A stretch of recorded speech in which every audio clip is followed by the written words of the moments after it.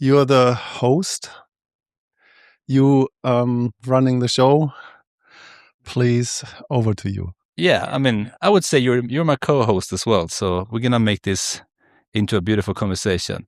And I mean, I don't know if you guys can see, but for me, this is very special. I usually have this little studio. Either I rent it or I sit at home and then I kind of I don't know, it's quite basic, but then you step into this room here in Matt's house and you're essentially stepping into a spaceship. You get teleported 200 years, I don't know, into the future with all these cables. For me, it's oh wow, I'm in a spaceship and I'm just going to hold on for dear life and see what's going to happen. So yeah, welcome to, this podcast. And I guess I have to say welcome to myself as well. Yeah. To your studio and your channel. Yeah, thank you very much. I had so many people sitting in that corner where you're sitting and doing different themes and podcasts, and I love this setup. This gives me a blast. Yeah. So thank you for saying yes and using my studio setting. Yeah, because essentially, I don't know if you guys, all of you speak Swedish, but mine is obviously an English word, but fuck is kind of like a play with words, because in Swedish it's kind of cupboard. So it's the mind cupboard, but it's also in Swedish you kind of say mind fuck as well. And I feel very mind fucked at the moment, but because of sitting in this little weird studio, which I love. Anyway, now we're gonna get into what we're gonna talk about, and I think we start with something that I feel would be good for the listeners, because some of these guys might already know you, but my audience probably don't. Who is Matt, and what is Matt actually doing in terms of say profession or career or as a purpose? Yeah. Who is Matt? I just tried to put it in a nutshell for about not more than a minute or so. German born, have been going nomadic in 2010, traveling the world about, 6-7 times. I don't count really. Studied architecture, didn't finish. Did a career in Berlin for 12 years as an ecological entrepreneur, building floors, houses, renovating, and had a tantric awakening when I was 27. What I did parallel, so kind of my personal development journey with therapy and trauma release and all that. And in 2010, I said, okay, I just want to discover the world. I just want to teach what I have learned for 10 years. And this is how the journey started. I just went around and asked every teacher that I could find about what I'm so passionate about. And that's the tantric journey of edging, or the tantric journey of sexual transformation. Have written a book called Orgasmic Blueprint. Have an online academy of somatic consent where I teach people touch communication, edging, and this entire thing. And I'm super passionate about that. And if I'm having free time, I play with my studio. So tell me about that tantric awakening of yours. What happened? What did you discover about yourself? I had an interesting experience in my entire, 20s, and as a teenager, I could just climax an orgasm and ejaculate as much as I want 3-4 times without losing my erection. And I thought I'm a multi-orgasmic tantric man and I have a superpower. Till I was 27, I just recognized I just actually created a real addiction to ejaculation. And had an awakening after I fell in love with a woman and had we just locked ourselves away and had sex like crazy, 24 times coming in 1 week. And I just actually, I kind of fucked my soul out. And, as much I loved sexuality, it was disgusting. I got depressed. Everything about sex was just horrible. Couldn't sleep, couldn't eat, and got really low. And was about to kill myself. And obviously, I'm still here. Haven't done it. But I had a collapse that night on a jump from my balcony, not from the first floor. And then I had a crash on this side of the balcony, and kind of the inner kind of realization, check out what is tantra and love. And I've not researched tantra before. I must have heard it somewhere, somehow. But that was a word that was kind of somehow catching my attention. And then this next day, I just went and buy a book. And I was reading it just like, okay, this makes all sense. Yeah, that's me. And this was where I went on the journey. And this was a start. So you essentially heard like the word tantra coming up from your subconscious mind when you're standing contemplating suicide. Yeah, pretty much. Yeah, was a wake up call, love and tantra, and just like, okay, just get it real. And was like a soul calling. Kind of don't miss that up, otherwise your life ends. That was clear for me. In fact, like almost like a whisper from God or something. Yeah, pretty much like that. I don't know if you could say it that way, but it was definitely an awakening, an internal, like just as if I got a hammer from the inside, just do your research. And that was how many years ago? Almost 30 years. I was 27. So yeah, it's been quite the ride. Yeah. I mean, obviously you look very good and like your vitality is high. And you still look young for being like 53, 54? 57. So I mean, yeah, obviously fucking a lot and like, I don't know, containing that sexual energy is good for the skin. Well, it's not only good for the skin, right? You know, over the years when I was establishing different teaching modalities around Tantra, there are the 4 essence of sexuality, and there are procreation, recreation, rejuvenation, and transformation. Yeah, when you take the first one, procreation, this is what all guys do, and what I did. Just like, okay, I just give my energy out all the time, all the time.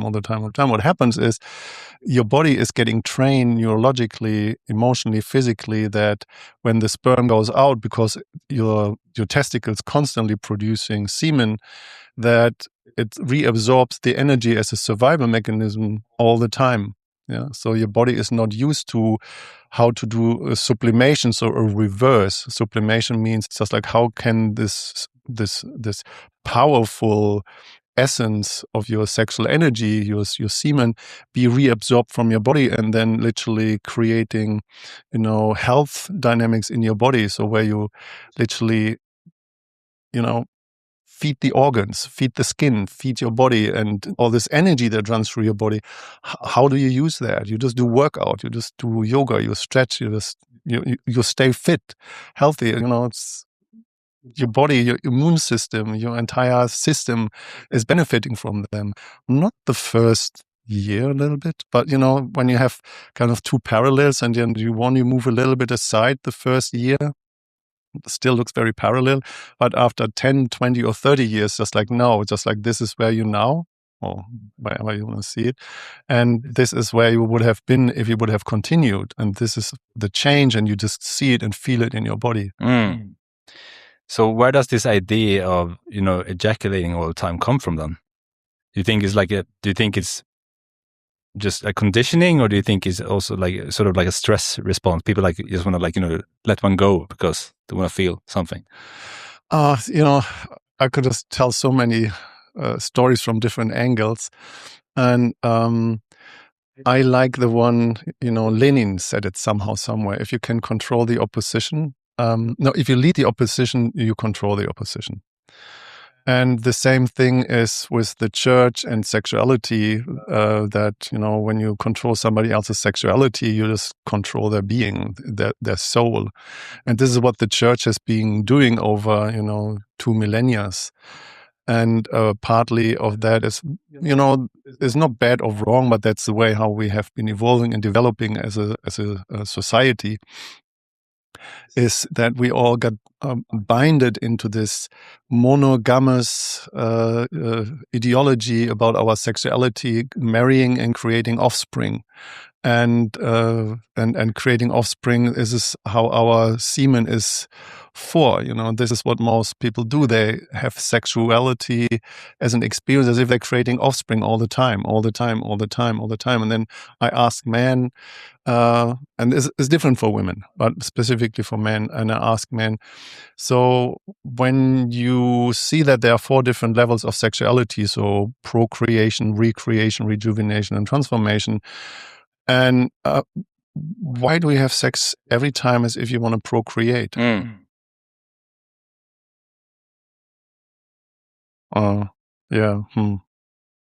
Yeah. What else? It's the only thing I have. It feels good. So and I've not learned anything else. Yeah, because no one ever taught me or anyone else, I suppose. Nobody. That you can actually contain yourself and just still have sex. Yeah. You'll be right. Yeah. And then there is a story from Onan.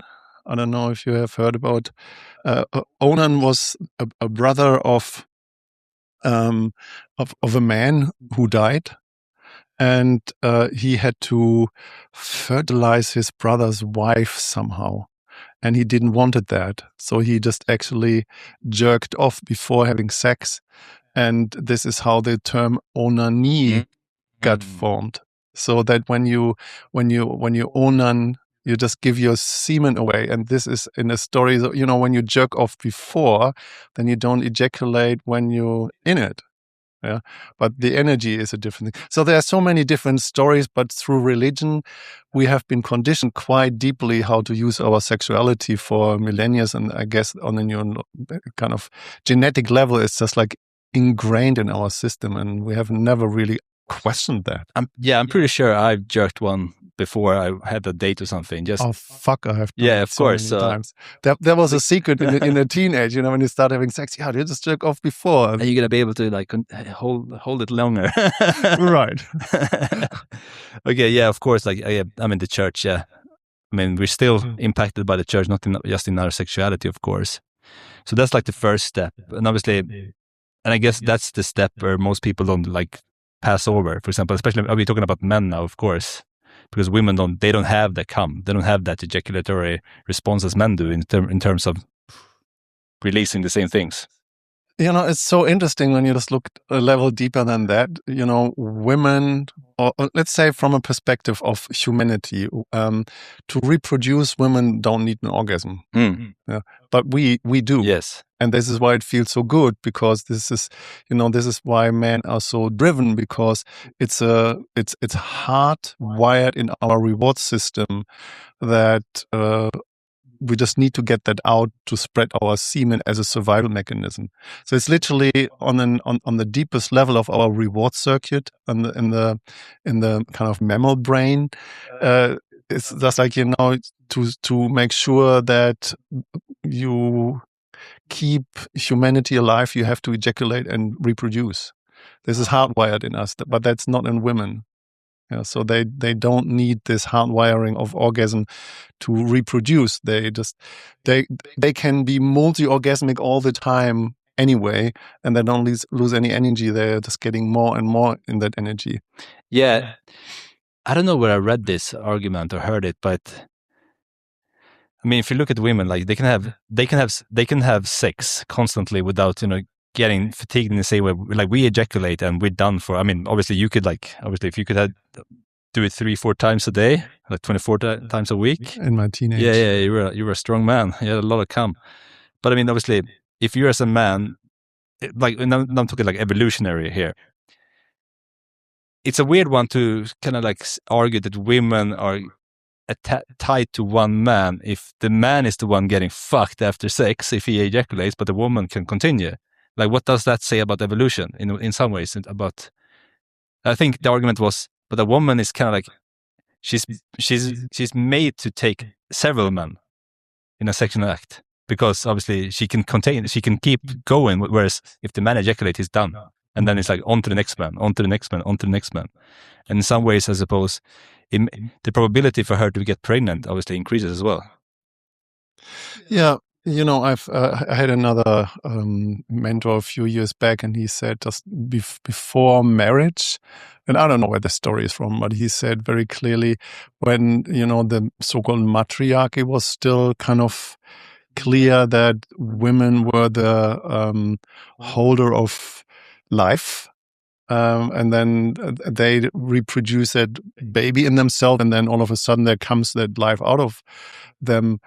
In the matriarchy before, the knowledge was common out that it's the semen that is producing the baby, where women had sex with several people from the village, and then nobody was knowing who the father was. Then every man called the uncle. Yeah. It takes a village to raise a kid. Pretty much. And it takes a village to create a kid as well, apparently. And it's an interesting dynamic when you see it from nature. For example, the praying mantis, this insect, where the female is much stronger and taller than the male. That when they copulate and they have sex, then he's getting eaten by the praying mantis. Right. And, when you see it from the same perspective, one of my first teachers I started with in 21 or 20, something very long. He's already dead. But he had a really, really hardcore take on that. But he said that mostly the reason why women getting, becoming the devil in the relationship is because men don't keep their authority being in their power when they have sex. So it's just like for the man, it's just mainly he has to come. But what that means is when he is actually coming, it's not a coming, it's actually leaving, then he is gone. And she just has warmed up. She just started it. And when you see that in the average of sexual encounters, 6.5 minutes or 5.5 minutes, just and a woman needs, half an hour to get really into this orgasmic state. And this is when talk about edging, for example. Well, the first half an hour is just for the woman to get orgasmic, and then she can come again and again and again and again. It's a nature of their body to become orgasmic or be orgasmic. And how long can you stay? Most guys just like, okay, as a woman, you can be lucky if he hasn't come before you actually get warmed up in a way. But then the question is, when do you ejaculate? If she has come after the first time, the second time, third, fourth, fifth, 10 times, and she could come 20 more times in a way.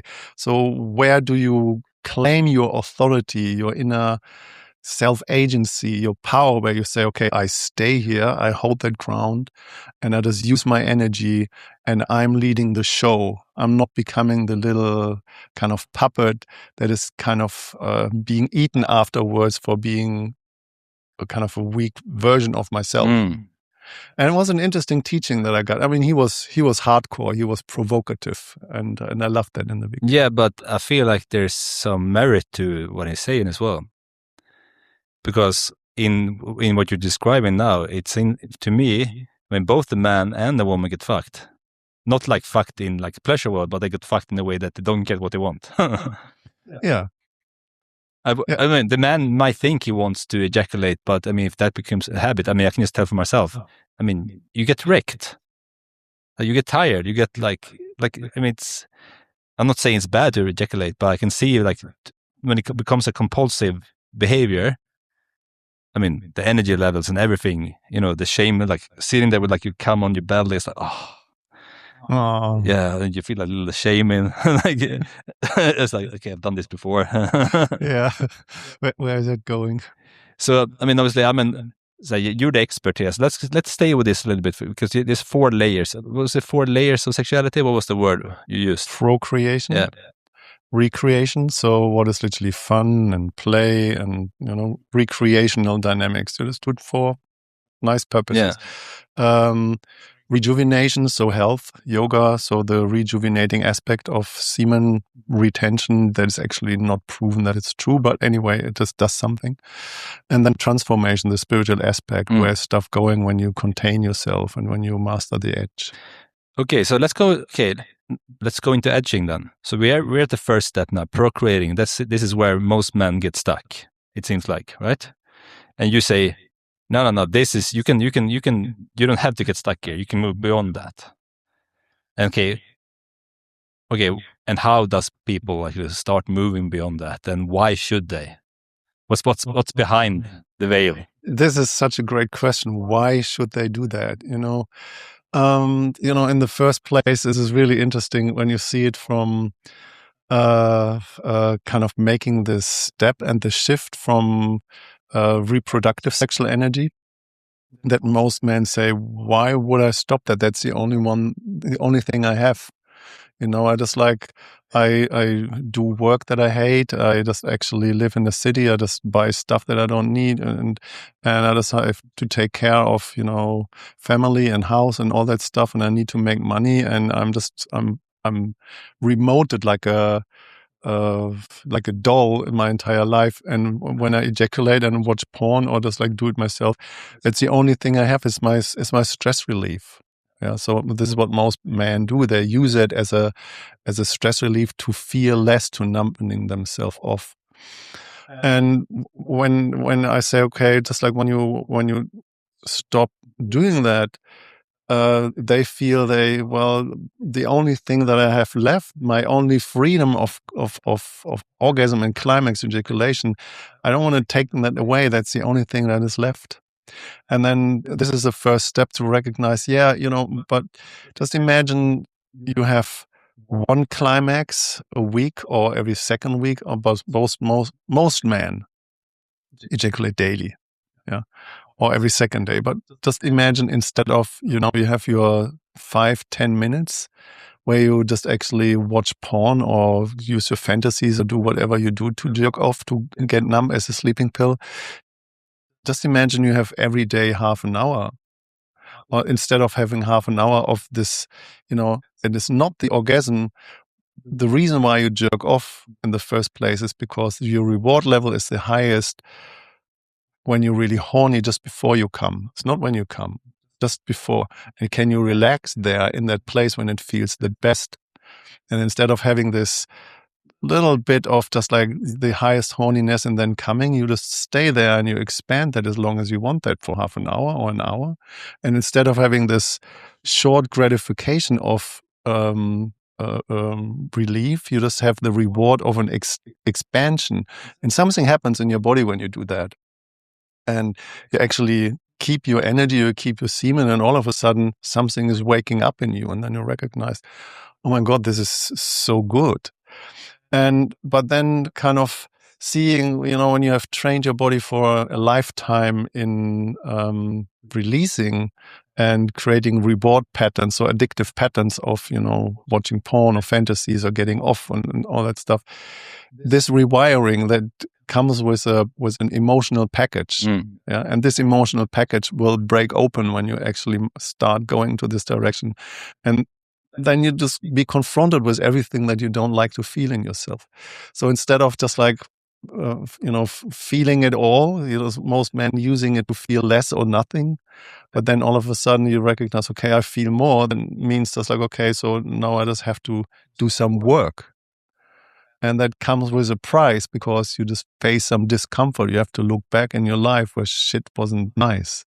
And then, stuff unravels. So what you're saying is that, what I'm hearing is that when you start actually you start using this as a practice, and you start trying to edge and stay with the nice sensations, but you cannot just have the goal without getting faced with what's behind it as well. Yeah, impossible. Yeah. So I guess it's you're tapping into, I guess, parts of your nervous system, and it's a whole mechanism that comes out of it, and your body has these stored emotions and whatnot, I suppose. Is that correct? Yeah, with your practice, I'm meaning now. Yeah, sexuality is kind of as well neurologically, emotionally hardwired to our shame responses. Yeah. And shame is just a mix of different feelings like sadness, fear, and joy. just in a different package.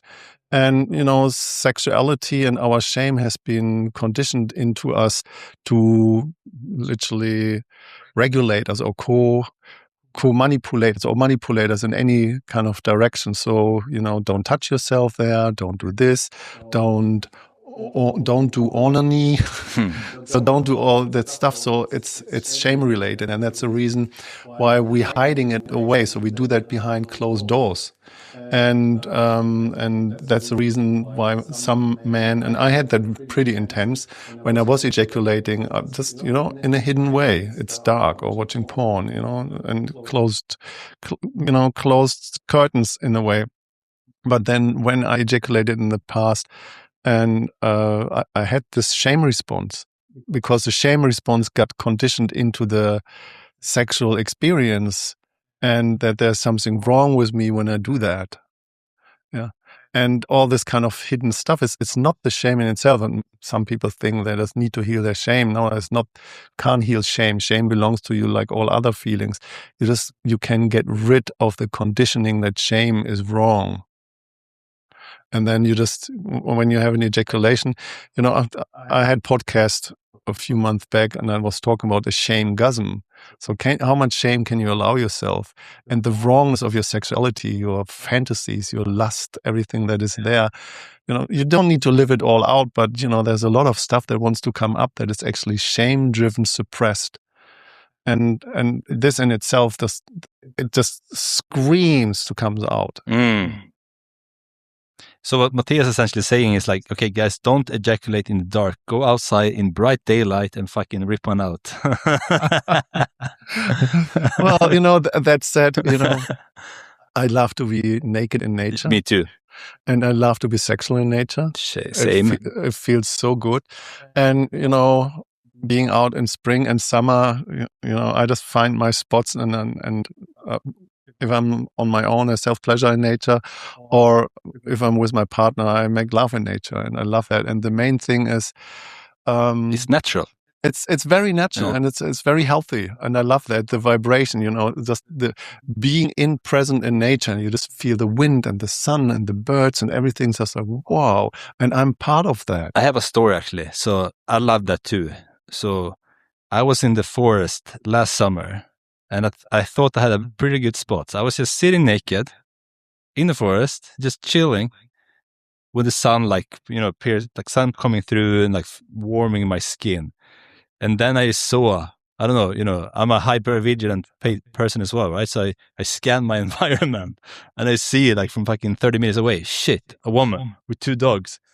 Holy shit. And I'm running naked, and I'm like hiding behind a tree trunk, and I just hear like 2 dogs start barking, and this lady like, what the fuck are you doing, you fucking creep? What are you doing? You can't be fucking naked here in the forest. I was like, yeah, I thought I could. It's a free country. No, it's of course not. I'm gonna fight. These are 2 police dogs, and they were like, I don't know, 2 poodles. They weren't poodles actually. They were like definitely police dogs. Like I don't know, the Belgian dog. Yeah. I think it was like those that kind of like Belgian police dog or something. I can't remember the name. Anyway, I was like laying there like crouching, like, and she was like, "Fuck, is she gonna send the dogs on me now?" And she was starting shaming me. Like, there's something fucking wrong with you. You need to get yourself checked. And I was like, I'm just fucking naked in the forest. And it's like, I haven't seen a person walking here like ever. And you're like the first one. I mean, it's like close to my parents. So I'd rather see people in the forest. And I thought like, fuck it, sun is out. I want to be naked. It's chilling, right? And she was just completely shaming me. And obviously, looking back at it now, she obviously has a lot of shame in herself. And obviously, it's not a normal thing, quote unquote, to see a man naked in the forest. Because it's deemed to be very weird, and that he must be a fucking creep and everything, right? There's so much, it's going back to that conditioning part. So, I felt sad afterwards. When I was walking home, I was like, this was like, first off, I felt a lot of fear, like these dogs barking at me, right? But she just decided to move on. And I haven't told this story like in my podcast before. But then I just felt sadness, like, is this how society is built up? That I can't even be naked in the fucking forest? Yeah, it is. And I have just this 57 short years of experiences. But I remember where I've been growing up, this is how it has been said, girls or women don't go in the forest because it's dangerous. This is where the black man, who's afraid of the dark man kind of thing. And, Schwarzeman, is that the Schwarzeman. Yeah. And then there are areas that's like where, in the forest, men go and have their own sexual thing with each other. And when I'm in the forest, or when I'm with my sexual energy in the forest, I have the same what you said in my back kind of storage, just like, so I'm just a creep. I'm just one of the black mans where moms warn their children, don't go in the forest, and if there's a naked man running in the forest, you're a creep. Yeah. And and I just try to put myself in the shoes of a woman or a mother or a kid seeing naked men in the forest. I remember my sister when she was little, you had this exhibitionists showing their dick in the forest. But so my responsibility is just, I don't want to be seen as a creep or something wrong, because if they, somebody is just calling the police and they're just like going in the forest, you go in a mental institution. You're a perv. Yeah.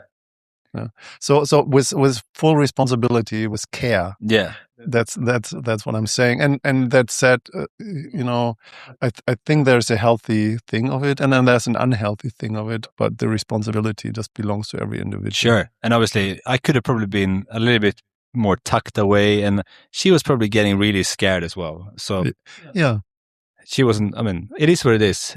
But it happened. Yeah. And it happened. Anyway, so that was my exhibitionist sort of like premiere in the forest. Okay, so we're not ejaculating for a while. They said like every 2 weeks. Is that like normal? Or like is that would you like suggest people to just keep moving? Like, doesn't matter. You never have to ejaculate ever again. I think it's an individual judgment call, and I've written it somewhere on my research. In your teenage time, you just ejaculate once a day. Yeah. In your 20s, you just ejaculate once a week. In your 30s, you ejaculate once a month. In your 40s, you ejaculate once a year. In your 50s, you just ejaculate once in a decade. And in your 60s, you stop it. You use it just for a sexual transformation. I'm not sure about that. I'm not fitting in this container, never did. But maybe as a guideline, I have learned to get in a cycle of nature. So, for example, the moon.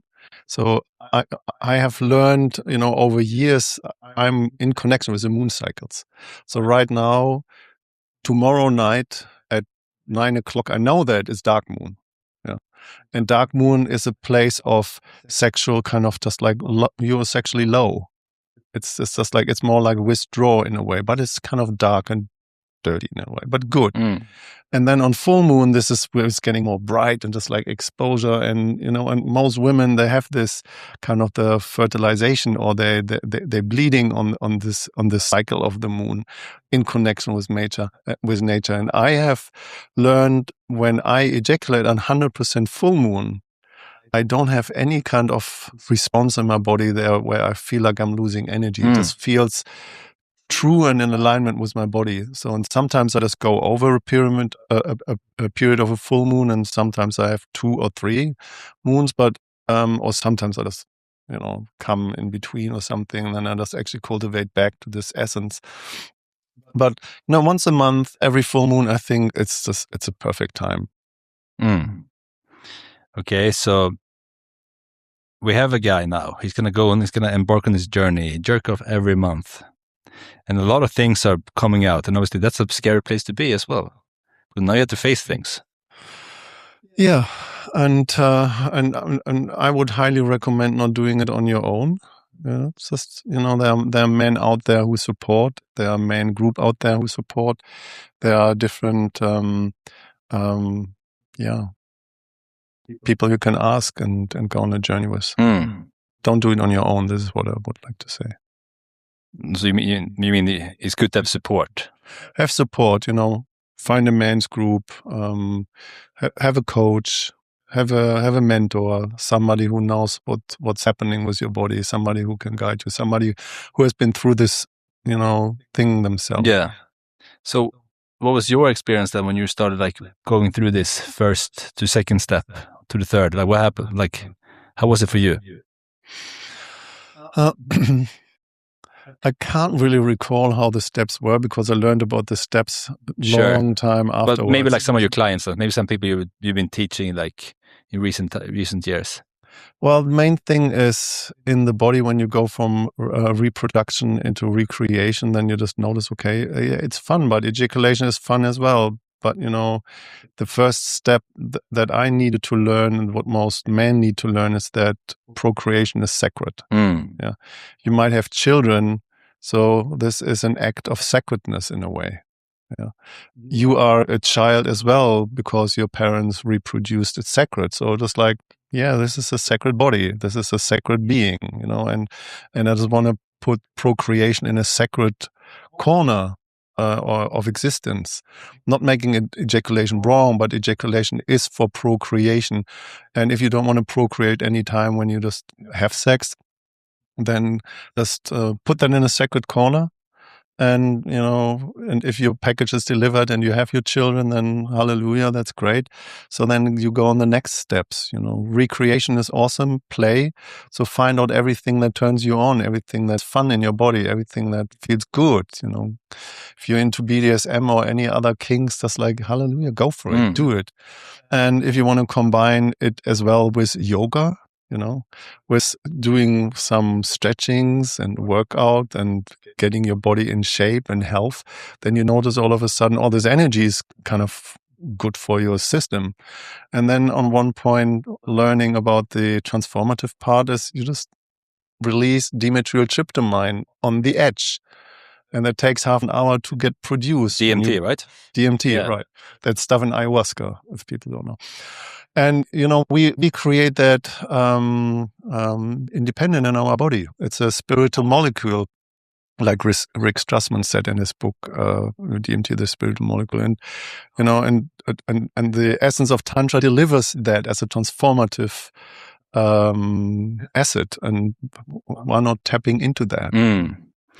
So when I'm sitting here thinking about us talking about this subject, it strikes me that, procreation is kind of, how it's conducted, how it was conducted by me in my life is an addictive behavior. It's an addictive pattern, for sure.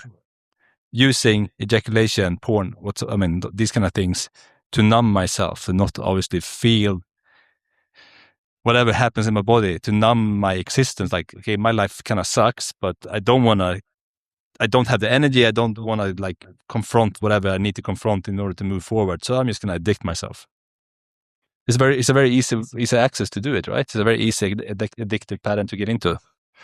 I think that everything can be an addiction. Sure. With awareness, and everybody who has done the 12-step program, what I have done as a sexual facilitator and educator, to a degree, to really look where do I have addictions, and everybody should just really have a look into themselves, what addiction is and how that works in their body. Just like, oh, just one more, just one more, just one more, just one more, just like one more. This thing of reward,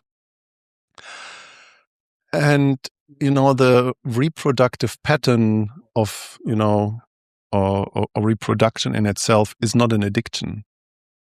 Because it's a hardwired mechanic in our body for creating offspring. So it belongs to us. And that's the reason why it feels so good.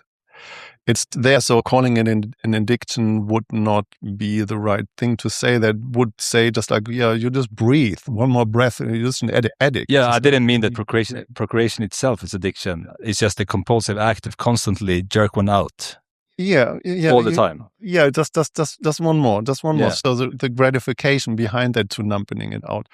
But the thing is just to understand that, just like as a sidetrack, that everything else that we do as human in society to substitute the emptiness that comes out of this behavior, that is an addiction. Yeah. So eating sugar, drinking alcohol, smoking nicotine, coffee, you name it, drugs or anything else, kind of just like to just not feel the emptiness that we don't want to feel when we actually recognizing, okay, there's nobody home there anyway. So an addiction is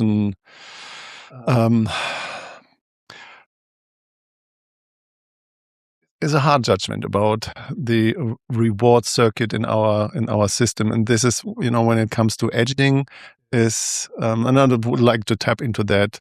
When it comes to edging, is edging an addiction? So when you stay on the highest state of arousal and you just actually relax there and expand, there is no reward. So the reward would be, you release so much dopamine that you just need more of that, and then you're just getting hooked on it.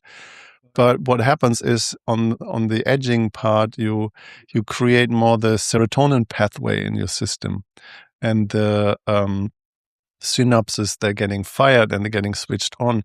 They're not doing the same thing like dopamine receptors. The dopamine receptors just like is lightening up the neighbor receptors, and then you need more input, and then they're dying off to support your body not to get an overload. But with serotonin does exactly the opposite. The receptors is inhibiting, so shutting down the neighbor receptors, so you need less. And what that does in your system, it says it's like, oh my God, I'm just relaxed. Everything is good. I'm happy with what is. I don't need anything else. So contentment and just and ease. This is what edging creates in the system. Okay. So I can see your point with the hard judgment around something that's like hardwired in us to be like a reward circuit. But I think just if you stay with the reward circuit as a whole, I mean, we are, I would judge, a dopamine-driven or dopamine-addicted society. I mean, the access to cheap dopamine is, it's unheard of. Everything, right? And I can see it in myself scrolling. I used to do snooze, jerking off to porn, drugs, cocaine, all sorts of things. So there's easy access to everything, food, sugar. But to me, I've realized, and for me, why I got sucked into these behaviors, the emptiness for me, I can handle it. I can handle being alone for a few days here and there. But to be, I think for me, and I see in a lot of people, to be alone, in a shoebox for that long, that emptiness is quite hard for anyone to thrive in. Some people can do it. I judge people, the majority, not to be really good at that, because I would say we are tribal humans as well, tribal beings after all. Absolutely. I can't agree more to that. We are mammals, and as mammals, we are pair bonders. Yeah. Specifically when it comes to the skin and connection, the way how it's as well hardwired in our system. So the oxytocin-related bond of connection. And being independent as a pair bonder doesn't work. Of course, you have some black sheeps or people who are isolated or they had a shit childhood or anything else. But being independent in this way doesn't work, because we are not meant to live alone and doing everything alone. We are interdependent with each other, and that means we just need to create a level of awareness around how to relate and connect with other beings to be functional. Yeah. And saying that as well about edging, for example, so taking that out of the realm of an addiction, there are many men using edging as a side dynamic that calls gooning, where they actually porn is king, and they just like jerk and edge and isolate themselves more and more, and just lock themselves with their kind of digital device, and they just constantly jerking to porn if they come or don't come. But the thing is that if you use it that way, and you're not living the proximity, the intimacy, the love, the connection, the vulnerability, the openness, the with another, the interdependency of we are pair bonders together, then you create this isolation, then you create this pain that you need to try to fill up somehow with a reward that try to fill that emptiness, that hole. But when it comes to connection and edging, this is, the idea is you practice that on your own and learn it to embody it, see what's in the way. Have you a nervous system that is trained into contraction and squeezing and holding and a survival pattern? Or are you open and relaxed and orgasmic and ecstatic and can exchange intimacy and proximity with another human being on a level of making it a spiritual path? And this is it's very subtle, but it's quite the difference. What I said in the beginning, it is you make that shift somehow in your life, and then after 30 years or 20 years, you just recognize, okay, this would be gooning, and I still do the same thing. I'm addicted to the reward, to the outcome, to the isolation. I don't know who to talk to. I don't know where to go. I don't know what to do. I'm just like want to kill myself. Or you on the side, just like, no, we're doing the same, but I live that with my partner. I make love. I'm in connection. I love woman. I love pussy. I love sex. I love edging. I love to be with her. I love to be in proximity and in emotional juiciness. And I combine that with physicality and with a spiritual path and with being alive.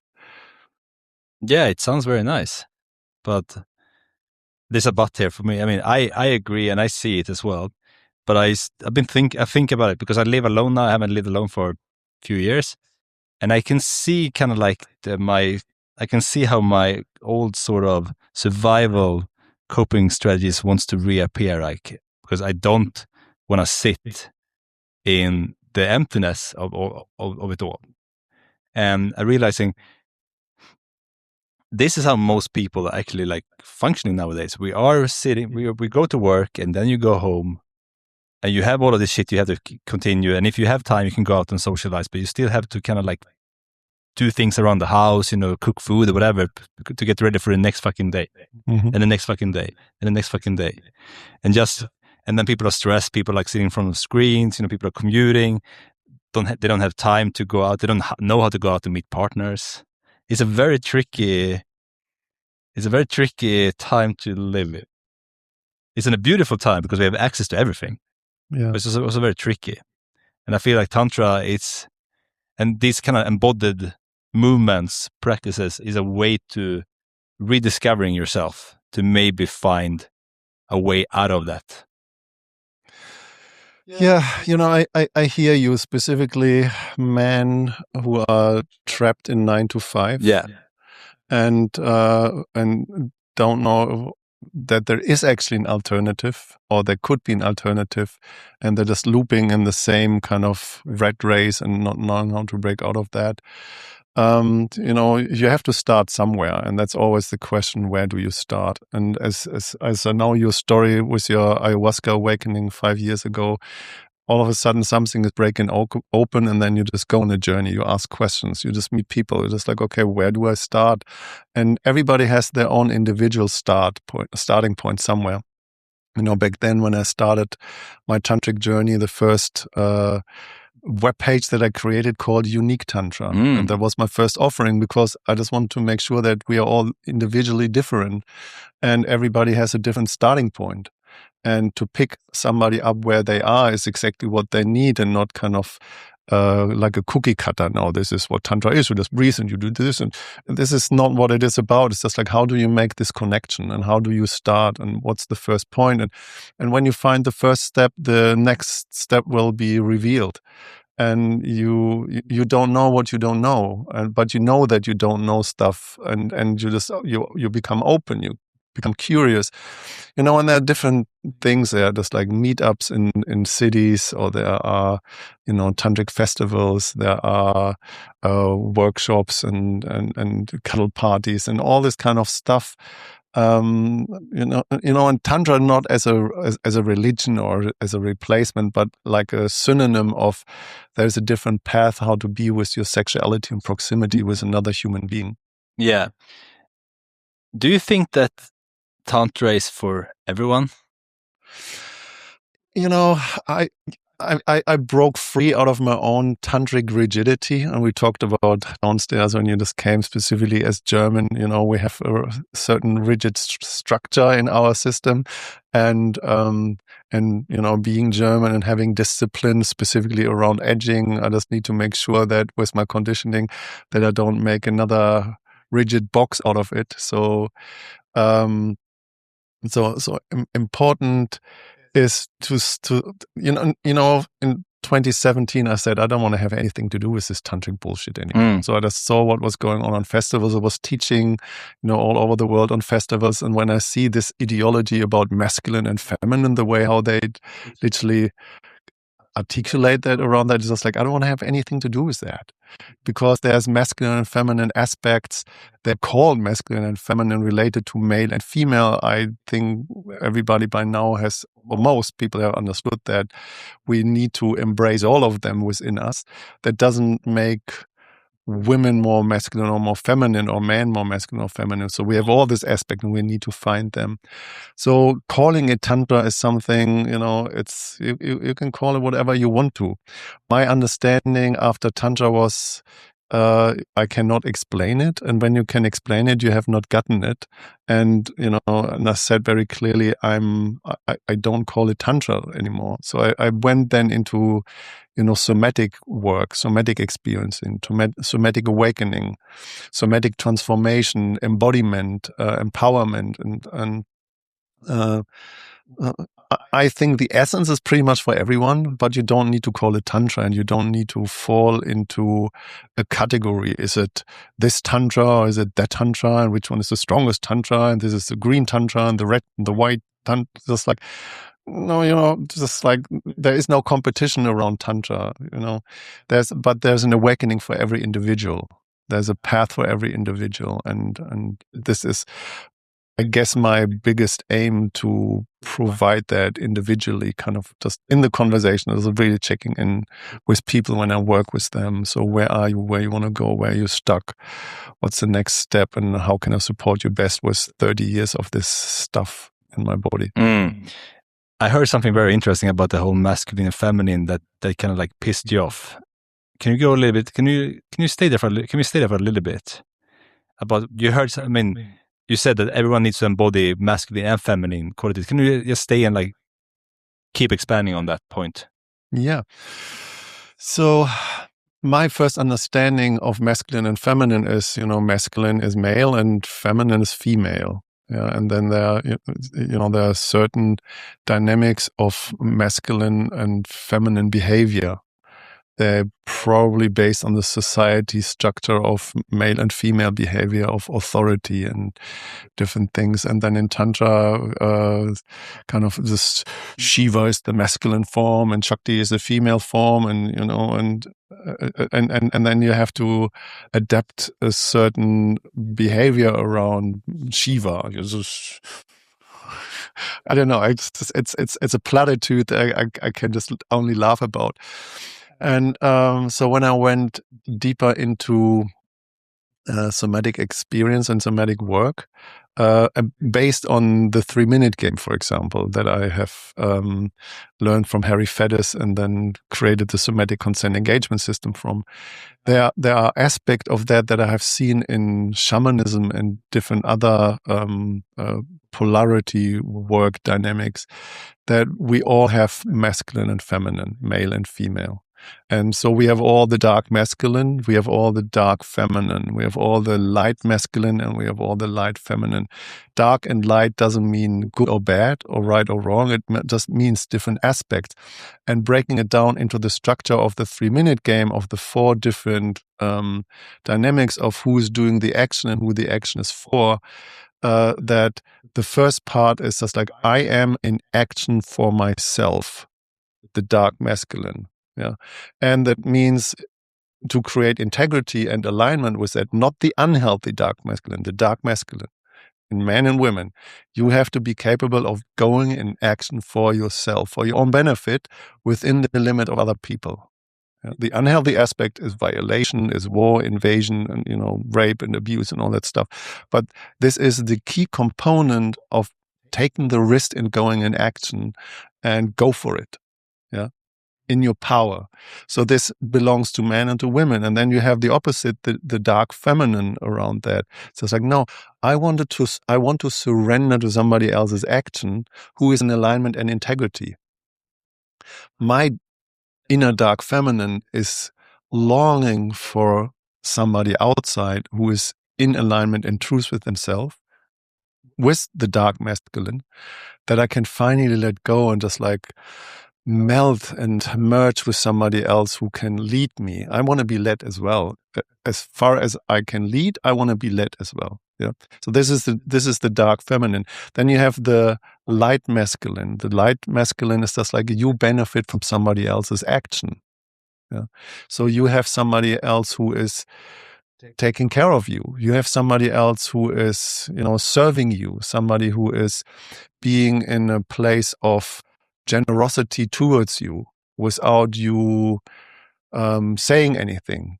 Yeah, and this has been so misused in spiritual scenes. That's like, if you're not a devotee to the guru and go into infinite service to the God in the guru, then you're not the right devotee, disciple. No, this is abuse. This is misuse. We have, we're gone. We're out of that thing. So the what is literally the pitfall, the shadow of the light masculine is just like, no, you exploit other people for your benefit. That's not cool. Yeah. Going into this expectation kind of thing that you deserve to be served like better than anybody else it's a privilege. It's entitlement. This is a shadow. But the healthy part of that is now, the light masculine aspect. We need to relax and enjoy somebody else's action, and we need to be capable of asking and receiving it in a good way. That guides into the light feminine part in all of us, men, women, but women are more home there because, it's you going into service. You just give your gift and you provide because you have and you can, and you just you care, you love with every cell of your body, bringing up children. This is very powerful service to humanity, to the collective, till you burn out, and then just like you have anything else learned, and then you fall in the shadow, and then just like, okay, so pleasing, just like to belong, pleasing to be liked, the shadow of the light feminine. But the healthy light feminine is just like, no, you're becoming generous with your gift, and you give because you know how to fill up your cup. So this 4 aspect from the 3-minute game, this is what taught me the 3-minute game, that this 4 dynamics about masculine and feminine, so light and dark, masculine and feminine, makes on a neurological level, spiritual dynamic in life just sense, and that belongs to everybody without believing anything about tantra whatsoever. But if you're getting curious, or people who are listening to that getting curious, you just recognize it just opens up some different doors that nothing else can. And that in itself, you want to call it masculine and feminine, so be it. But it's an asset of humanness that belongs to all of us. Mm. And you didn't see this framework being used inside those tantra circles. So you're like, fuck this, I'm gonna do my own thing. Yeah, I got bored. I was an Angstbacker at the Tantra Festival. What is one of the biggest festivals worldwide as a Tantra festival. And so the people who are organizing it, they are responsible for people who are coming in. So Tantra teacher, sure. And then you have a program, and then you have some ideas. And I was part of that. And I was still when Ista was around, and I was so much weirdo facilitators. And of course the program organizer then of course gives it as well to other people, kind of to create some ceremonies and stuff like that. So on this male-female separation day of just men and women get separated, and they call that masculine and feminine days. But then you have non-binary people, they don't fit there anything, just like, how do you create that? And and I had to go with the male, but I just like, why? I don't want to call this masculine thing male. And what I did, I had really long hair, kept my hair open, and I had a t-shirt that I got from Andy Buru, was written here on the front, insecurity. And I wear just a leopard thong. I'd look completely ridiculous. So I went with the guys and just wanted to ridiculize this masculine mediocrity that I felt that. So all the guys doing this boom, boom, boom, hugger, kind of just like, and all the women doing, white and robes and flowers and sitting down there in the big hard tent. And then, you come together at the end of the ceremony, and all this male, they're just marching down with boom, and just, wow, we are the warriors of da, da, da, da. And all the women standing down there wanted to welcome the man, and getting with every step more and more intimidated, just like, whoa, what is going on here? And I just see that from the outside, just like, this is wrong. And then I said, okay, I have nothing to do with it anymore. I just want to get out of that. And so I just created my own little way of delivering it and allowing people to find their own truth. So I see it from that perspective, that real leadership creates more leaders, not followers. Meaning it's just like, if you just want to make me a guru or put me on a pedestal, I will just like chop the legs of the pedestal you want to put me on myself. I just clean the toilet. I'm not your guru. Who said that? This Tony Robbins guy, in a way. So no, I'm none of them. So essentially, you're into self-leadership. Yeah, empowerment, self-leadership, people finding their autonomy. And, when it comes to edging, and this is one of the core components in there, and I said that the other day on a call, I have a men's group on the academy, and we were talking about that, and I said that, when you're on the edge, doesn't matter if you have a friend or a mentor or a teacher or a coach or, whatever you call it, who has taught you something. On the edge, when you make love with your partner, or when you're on your own, when you practice, on the edge, you're on your own. There's nobody sitting next to you and tell you what to do. And the self-leadership, this is what you need to have in your body, your authority, your autonomy, and your claiming ownership of your power. And specifically being in a man's body, just like, and how to find that, I cannot be in power for you. So you have to find your power yourself, and can help you to find your power. But then on one point, you have to walk your own fucking path, no matter what. Yeah. But obviously not everyone wants to walk their own path, or like believe they want, because if following is easier. I mean, that's what we do. That's how we build society, right? We built it because, if we build empires and civilizations, you need followers and you have leaders. Yeah, of course, to a degree, it kind of works in a way, I'm not saying I like it. I would like to have more of a decentralized world where people are actually like doing what they want to do. I believe that would be much more nice than this shit. Yeah, when you have a team, for example, when we went back, last summer on this vision walk. So what I felt like, we were a team together. Nobody was more or less or better, and we were walking together. It was raining and cold, and we just supported and helped each other. And this is what I see specifically amongst men when it comes to leadership and followership. Yeah, of course, when you see it from a perspective of a football team, or what we did on this vision walk, everybody had their kind of position.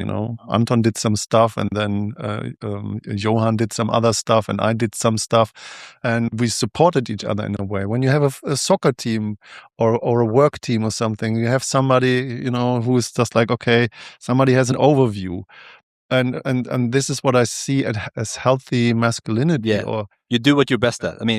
I should not do. If you're much better to doing X thing, and I'm not as good as you, why the fuck would why would anyone put me to do the X thing if you're much better? Right. Except you really want to learn it. Then you just set yourself up for fucking it up. That's okay. Yeah, but I can learn it, but that's a different thing, right? If you're like, hey Matt, can you teach me? rather than like, no, I'm going to do it because of my ego. My ego says I'm going to do this. I mean, I don't think it's necessarily, I think it's very healthy to find what we're really good at, what we enjoy doing, and then do that for other men or women. Like we're delivering what we're actually good at. Yeah. To make other people do what they're good at, and that will create synergies between. I mean, that's how I see my life. And this is a new idea in my head. I mean, I kind of learned that recently. Why would I focus on things I'm good at and don't really like? Because my ego says so? Yeah. You know, and it's competition as well, you know. Yes, this is where I wanted to go with that. I had a conversation the other day with a female coach who was teaching men about masculinity and women about femininity and stuff. And she said something really powerful. She said, there's nothing existing like toxic masculinity. How can masculinity be toxic? There's toxic behavior. Mm-hmm. Yeah. And I totally agree to that. And in an unhealthy way, or toxic behavior in masculinity could be, for example, we are in competition, we're fighting who is better, who is winning, and who is stronger.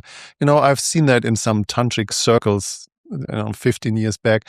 You know, I'm happy that I'm a tantra teacher with a big dick, so that I have, who would I be as a tantra teacher if I wouldn't have a big dick? Yeah. And then comparing the size of the dick, I'm the master here because I have the biggest dick. This is unhealthy, toxic behavior in masculinity. I think that doesn't go anywhere. So what I want to look at, instead of competition and winning and being on top, what is this narcissistic dynamic anyway? How can we, amongst men, being in competition, by supporting and being co-creative with each other? So how can we enrich and create leadership when somebody who has an experience that somebody else hasn't? How can I provide an environment that you have the experience that you want to have to become the best version of yourself? Yeah. And I desire that as well. I just want to have men or male or masculine leadership around me who see where I am and see, hey, Matt, let's like consider that, have a look here, or just like feel that. How is that? But not from this hierarchical, from the top down, just like chopping your balls when you're starting to get into your power to prove that you're less worse than the leader. And this idiocracy that sucks so much. I don't want to have anything to do with. Yeah, and like for me, I mean, I don't know if I don't know if it's like in an ADHD aspect, but I've always been looking at group dynamics, and I always felt so fucking weird in any group because there was always some fucking leader. And you know, when you're young, okay, this guy's a leader because he had the hottest girlfriend, or everyone deemed him to be a little bit more handsome than other people, like some weird fucking, like some abstract like characteristics that made him a leader. But that meant he was a leader everywhere. Mm-hmm. And I feel that that's not just kids. I think that's grown-ups as well. Just because someone was a leader or is a leader because in one context doesn't mean that the same guy should lead in a different context. I feel like healthy masculinity for me, or like group dynamics, is that, okay, I'm good at this. So people want me to lead now, but now I'm handing it over to you because you're more capable than me in this field. So like you have this kind of dynamic sort of rotating leadership as well. You still have to be a self-leader, but I feel like in a group you can have different assigned roles as well. Instead of just having one guy who's like run the show because he fucked the hottest girl once. Like what? You know, I'm totally with you on that one. And an interesting thing is specifically the edging mentorship journey that I'm guiding at the moment. So we are 15 men, and I was just sitting the other day in the bathtub, just like, okay, so how do I want to create the container? How do I want to set the tone? What is the direction that I want to give? And you know, I was for a while in a de-armoring training and co-facilitating their, nervous system regulation and touch and communication and stuff like that. And the first day, what has happened there when we started is everybody has to get naked in front of people. And I was thinking, oh, fuck, this is too early for the first day. And it's a challenge. And then every time we did it, I was just like, that was the best thing ever, because now we have set the tone. And it's not about, taking somebody else's clothes off and just like getting off on when somebody is getting naked. No, you're just vulnerable. You allow shame to rise and being seen that this is not wrong. If you have body shame about being naked, that's the nature of it. And this is what I did with this man. So I was just thinking, I just create all life online. I just create a moment where we have a minute of getting undressed, and then we're talking about the relationship with our penis. Yeah, without any hierarchy. And then I was thinking, back then in that training, the assistants and we as facilitator, we never did that, but we expected people who attended as participants have to do it, or they did it, and nobody had to. So it's of course free choice, but it was kind of the group pressure. You better should, otherwise you're not getting your money worth in a way. So, but what I did on this man's journey, I was thinking, I go ahead and do the first thing as a role model. I just make the first step. I get naked. I show my body. I just share myself vulnerable. And then I talk about the relationship with my penis as self-leadership, that other men feeling inspired in being in leadership. So I was sitting there. So I did exactly that. But I was sitting there before and I was contemplating about my role as a role model, as a leader in this thing, and then I felt like I don't want to be, one of these leaders who is the jerk who's telling what's right and what's wrong. But as I said just before, when you're on the edge, you're there on your own, and my call is I just help you to find your truth and your power when you're on your own.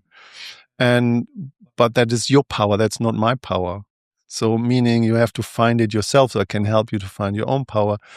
And so leading men into self-leadership, this is the call of allowing myself to be making a step back, just like, and letting you have the experience that you want to have. And then I was thinking, and I had a call with a friend yesterday who said, are you afraid of power that people give you? And then it just made full circle. Yeah, because I don't want to put into this pedestal. I don't want to be put into the position. I don't want to be projected on, I'm the hero, leader, master of anything. Just like, no, I just want to help you to find your mastery.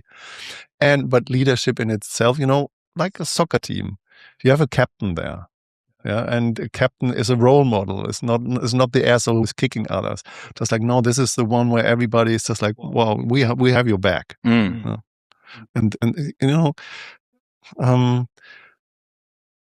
not competition, but co-creation. And then when you have that team together, you just win matches. You just like you build castles. You just you protect. This is what healthy leadership is in my perception. Sure. And I think that's something that most men is longing for, Yeah. Not just like friendship groups based on football and beer. Yeah. I mean, like if I can, a war band, you're going out to, I don't know, for a raid. Not like you're not going to raid, like an actual raid, but you go out to raid something. Yeah. You find the fire. Yeah. And then you share the fire, And you have done the 12-step program. I mean, AA? Yeah. No. Okay. Also, I wasn't. I mean, yeah. No, I haven't done it. But I know what it is, and I know the steps. And without talking about it, it's a fantastic program. Everybody have access to their kind of anonymous groups. It's just really profound. But the 12th step is the really profound step, and that is, if you have gone through the process and you have done your work, the 12th step is you help another man who struggles to find their own truth. Yeah. And if you don't give it further, you don't give the flame further in this leadership way, you're failed. Yeah. And that's the power of it. It's like, how can we empower each other without having this hierarchy anymore? Yeah. But to do that, obviously, the man or woman in question needs to have his or her own shit together to be able to share the abundance, right? Because if you're just like trying to, I think but this is what I'm seeing. I've always wondered, why don't we have more apprenticeship in Sweden, like actual apprenticeship? Where are all the old men that are supposed to step in and grab the young guys by the collar? Hey guys, I got a job for you. Or I see you. I have a mission. I mean, most people I speak to, and I've done a lot of men's work. Very few people ever had that opportunity where when an older man came to them and said, like, I got you. Yeah. I have a mission for you. Because everyone is unassigned. Like, there's no missions for people. There's no mission for men. And I think it's been going on for quite some time now. So you have to find your own mission. But obviously having a group of people together, that mission becomes something else as well. Yeah. I just wanted, when you said that, I just have an impulse saying that there's a movement out there, and this movement calls Men Walk Their Own Way. I don't know. MGTOW. MGTOW? Yeah, I think that's the American acronym of it. Yeah, and this is so fascinating. And I was just researching that a little bit. Is all these men out there who actually were from a loving, caring place, who just wanted to have this relationship and connection and being with their partner, with women, and then the experience of getting just fucked over. Just like had the experience as like, yeah, well, you just maybe made a fortune, and you have lost your house, you lost your finances, you just got a lawsuit, and you're not allowed to see your children. You just work double shift, just like to pay your debts off and stuff like that.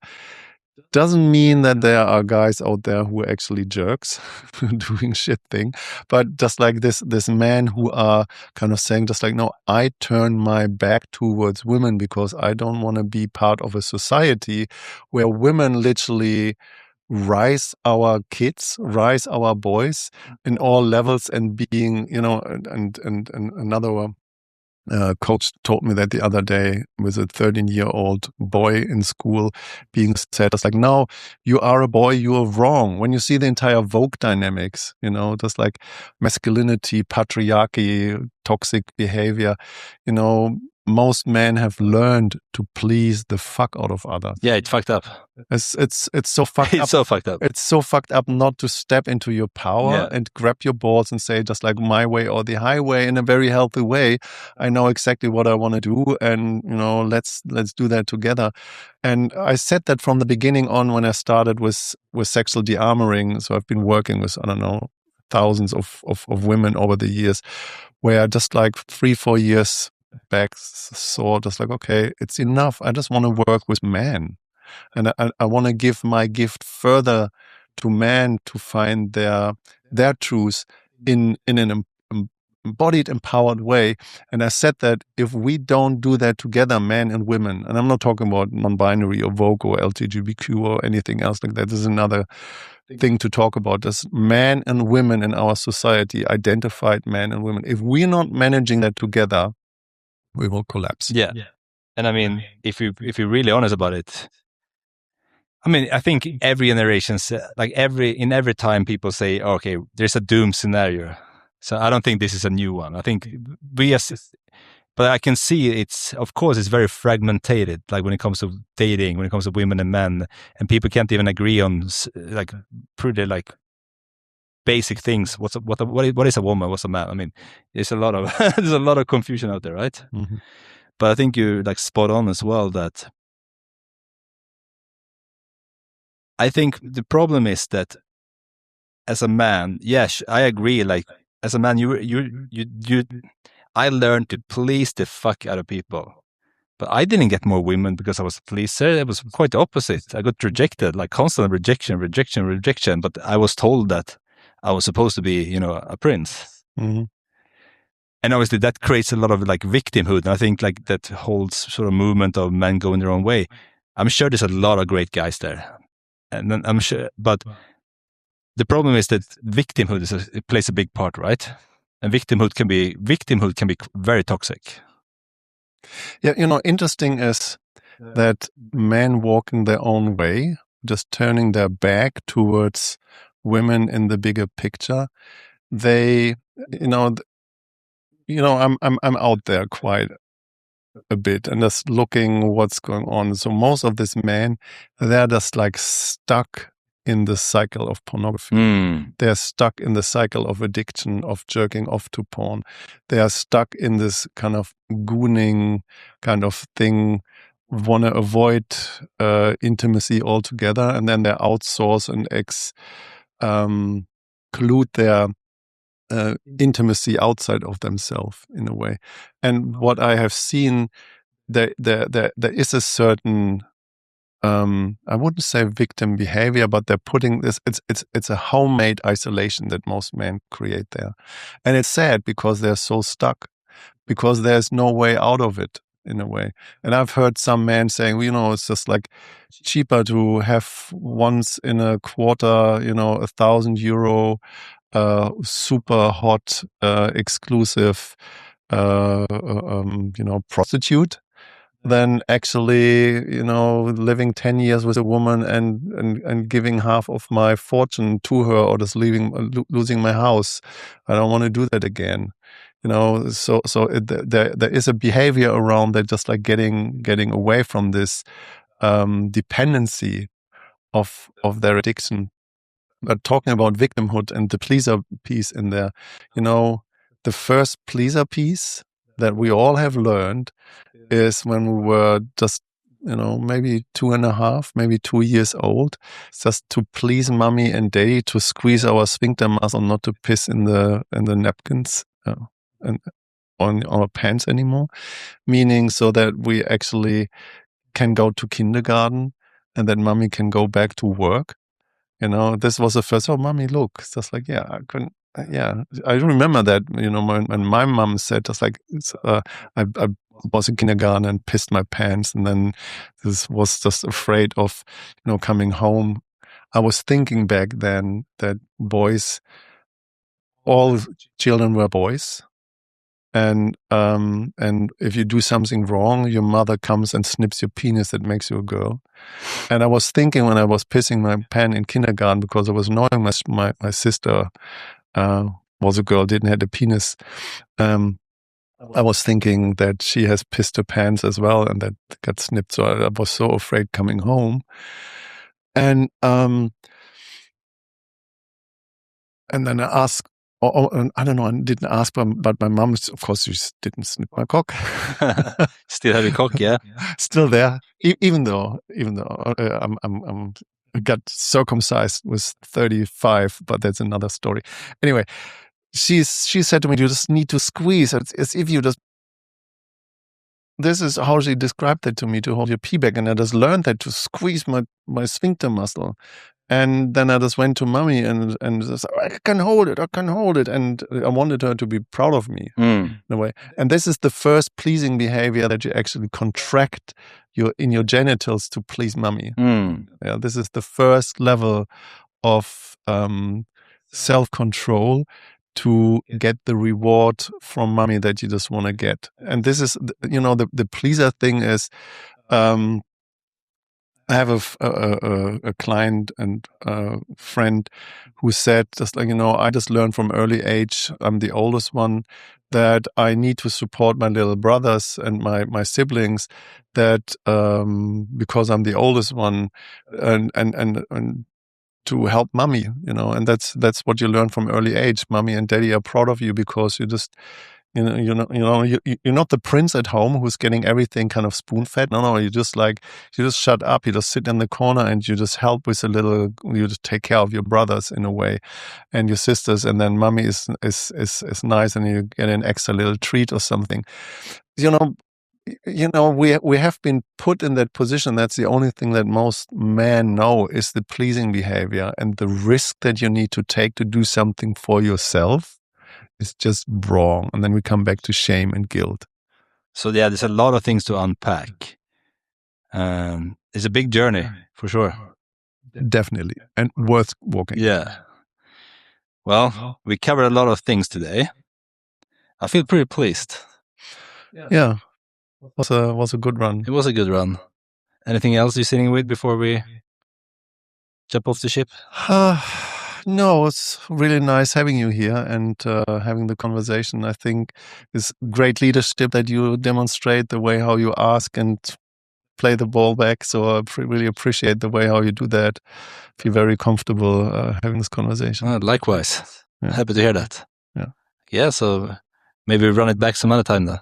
Yeah, would love that. So thank you so much. Thank you so much for inviting me. Okay. Bye-bye.